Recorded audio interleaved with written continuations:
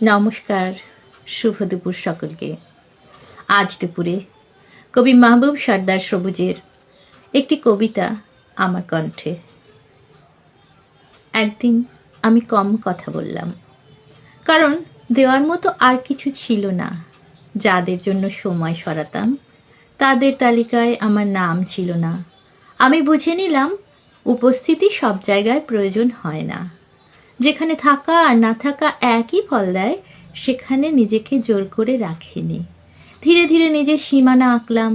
অভিযোগ নয়, কেবল হিসাব, কোথায় আমি কমে গেছি। আজ আমি নিজের দিকে ফিরি, নিজেকে সস্তা আর বানাই না।